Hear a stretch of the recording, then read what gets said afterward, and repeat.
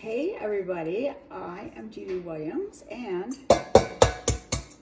I am working on angel food cake and super excited to be getting ready for an angel food cake workshop.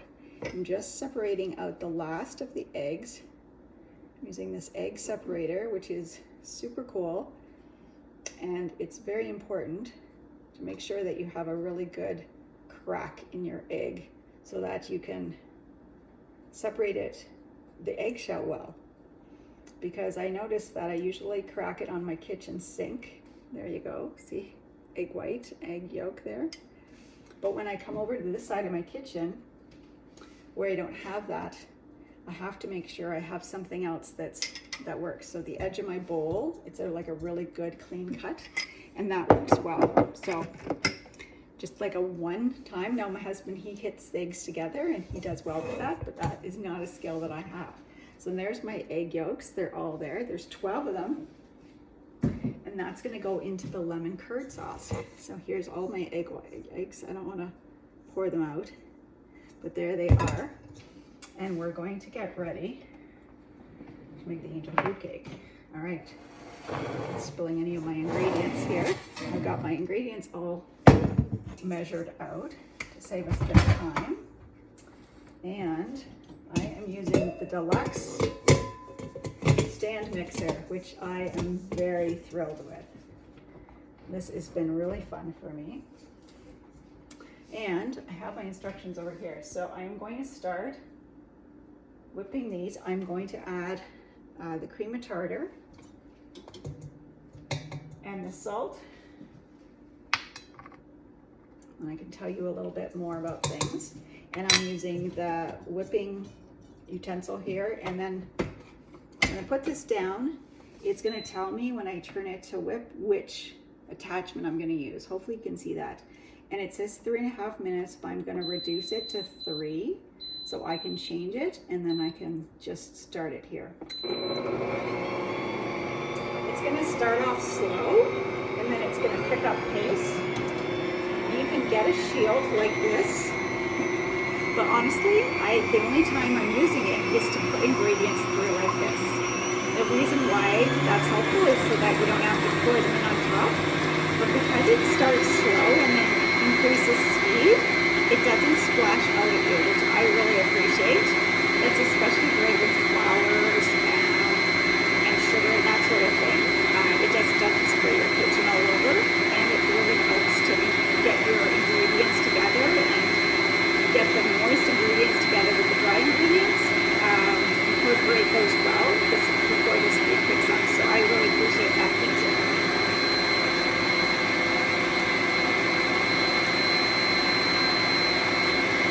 We're going to add almond flavoring and vanilla as well. So that goes here too.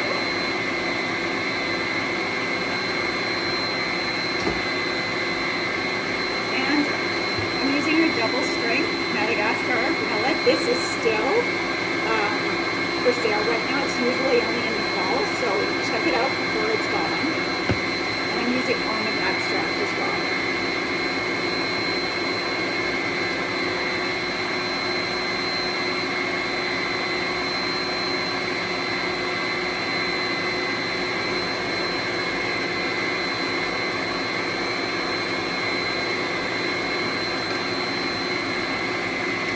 This is half strength, but I love it so much, I usually use it full strength. Okay, I'm going to just have this sitting here.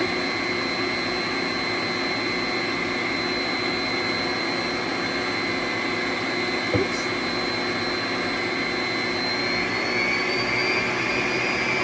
Here it's speeding up. So I'm going to put this on the counter. The nice thing about these measuring spoons is you can lay them on the counter and you don't tip over.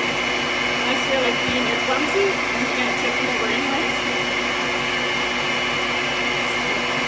So good. You can smell that almond and the vanilla.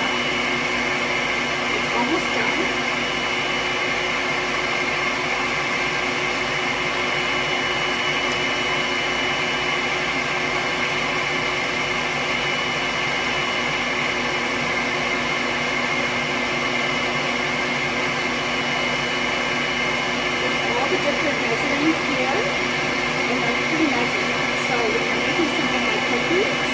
don't overdo that because we're going to spread if you do overdo that. And here's a custom setting as well, so you can set it however much you want. Okay, I'm going to try and see if I can show you this. These like peaks are huge. Can you see that? See the peaks there? Like I can't even tip it. We haven't even put the sugar in yet, and it's already like that. That's when you know that that's worth it to me, because if I've got something that I can use and I know it's going to work, then it's worth it to me. Now, being a Pampered Chef consultant, I got my stand mixer free, but I'll tell you, it's worth it to pay money to get something new. This month you can get your stand mixer for 60% off. And another month when you're hosting, you can get it for 50% off. So I had a Bosch mixer, a stand mixer, and because I made bread for our kids because we have allergies. And I'll tell you, I'm just gonna start this. It had a plastic, like a vinyl bowl, and I went through 2 bowls, and it cost almost twice as much as this cost, and it didn't go in the dishwasher. So I'm really impressed with it. I put my other mixer away, and I'll probably sell it. So I'm really impressed with this. And I didn't think I was gonna be. I didn't expect to be, because it's a really good name of the one that I have. It's a really, really good name, and I brought it. I researched it really well because I wanted it to make bread and be really, really heavy duty for my kids, because with allergies, the bread is really, really thick when you're turning it and whatnot, so I wanted to make sure I got a really good one. Okay, so I am now going to start adding the sugar. So I'm going to put the shield on. I'm going to just slowly start adding the sugar. So it's a cup and a half.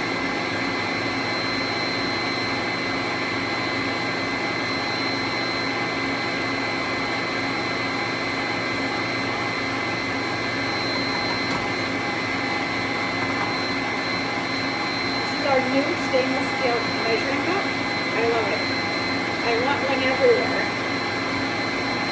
I'm going to do this without spilling the whole plate. Just have to catch the edge. There we go. I especially like it in things like my rice bag, where I have something, the scoop that's prone to be a little bit heavier.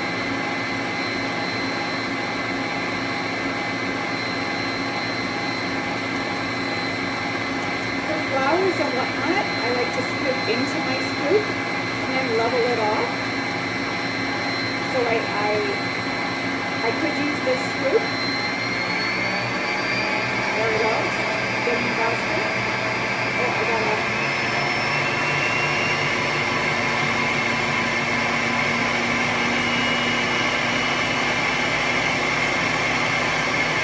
I should have cubed in here.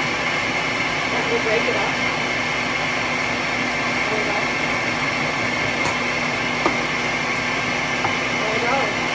So 3 minutes and 30 seconds.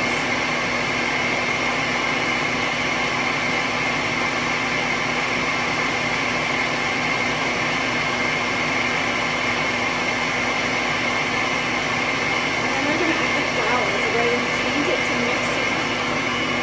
So when we mix it, we're going to use this. What I like about this is it's got this flap on it, and it scrapes the bowl as you mix it. So you don't have to stand there. What I like about the cooking settings is that I can walk away. If I'm making cookies, I don't have to stand there and worry. If I'm whipping whipped cream, I don't have to stand there and worry. I leave it on, I walk back, my whipped cream is perfectly whipped. That's a big win for me. The same with cookies. I don't have to worry about them getting overbeaten and then I'm spreading. I just turn it on and then I walk away. When I come back, it's done. If I get called away, I get a phone call or I get called away for one of the grandkids or something. When my kids were little, I got called away all the time. And, this way, I don't have to worry about something being ruined.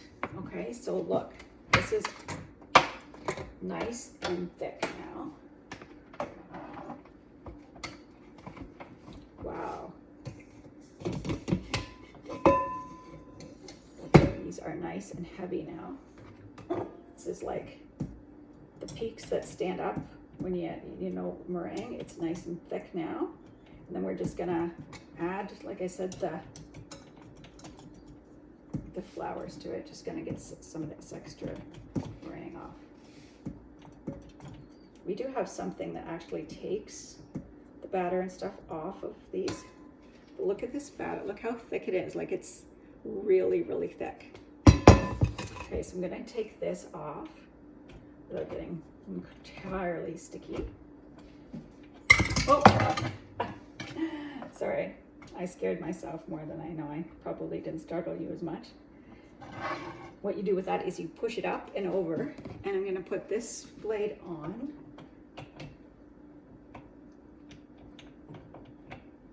And push it on, and then it just goes in there. So now I just wanna put this in here. And lower this here. I'm getting meringue everywhere, but I have to like try it. It's delicious. My mom used to make lemon meringue pies, and they're so good. Okay, so now we're gonna add in the flours. So last time I reduced the cornstarch, this time I'm not going to as much. So we're gonna mix for 1 minute and 30 seconds. So we're gonna turn down to mix, change it from 230 to 130. Okay.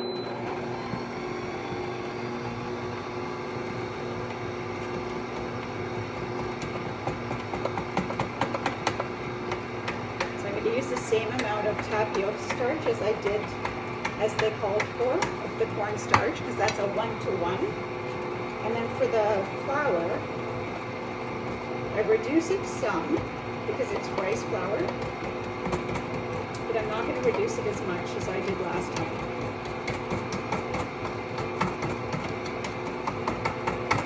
And I'm going to see if it incorporates all of the meringue this time. Last time it did it, there was still some of the meringue on top. So I'm gonna see if I have to add a bit more meringue this time. Or a bit more flour. So I'm standing by with my flour. If I do, it'll be 1/4 of a cup.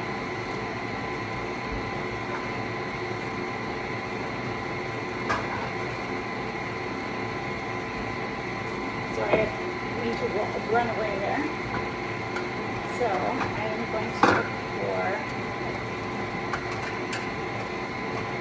I left my 1/4 of a cup in something else.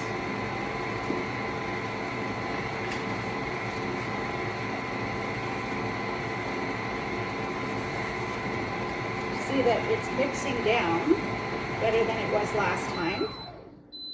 I might just add a little bit of flour. So I've got a 1/2 cup measurement here. So what I do for measuring here, oh, there's my 1/4 of a cup. Aha! So what I do for measuring is I just pour into the cup. And then I have, with our measuring dry measures, this tool comes with it, and then I just scrape across the top, right? So I'm not going to use all of this, so I'm just going to start this again on mix.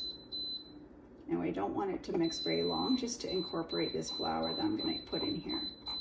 So I'm just going to put it on for, I'll put it for a minute. We'll see how long it takes me to use it.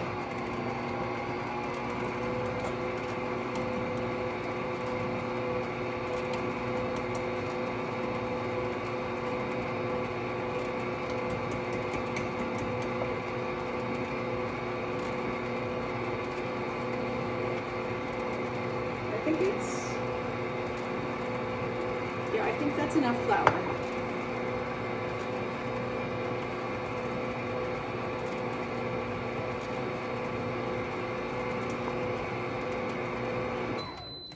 So we used probably about a 1/4 less than what it asked for.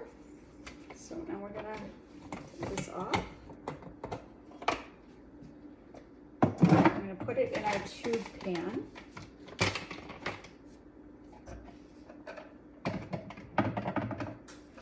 Let's get this out of the way.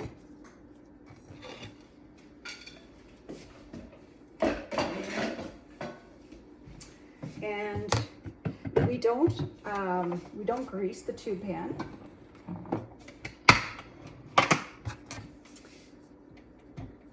It is in two pieces, the tube pan. And when we take it out of the oven, we're gonna turn it upside down on the feet.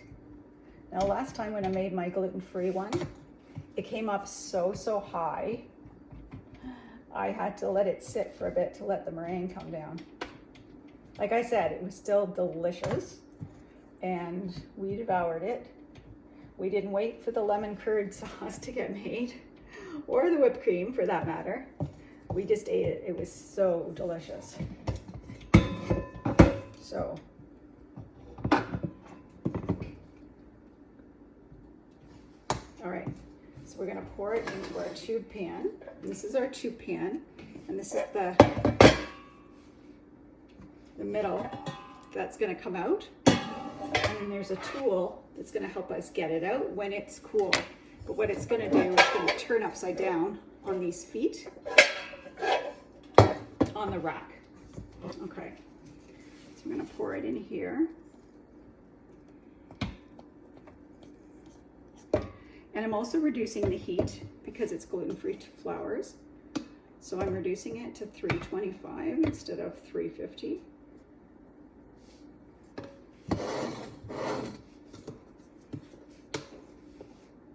If you have one-to-one flour that has other ingredients in it, you may not have to reduce it as much. It just depends what it says on the package. If it says one-to-one, then they're expecting you don't have to reduce it. The reason why I use rice flour is it's not quite as heavy.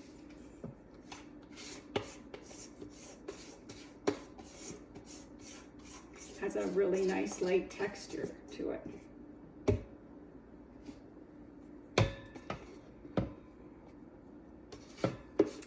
I do mix my flours for other things like muffins, and I use a combination of flours when I do that. When I make bread, I do mix my flours. But cakes, it's a little bit different when you're making a cake because you want to make sure it rises and all those things.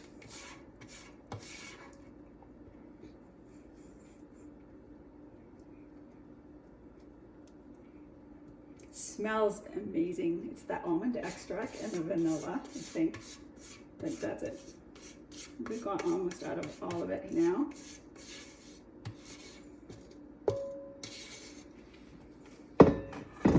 So you're gonna put it in the oven. The other thing that I always make sure that I do when I'm baking something, it calls for baking it for 40 to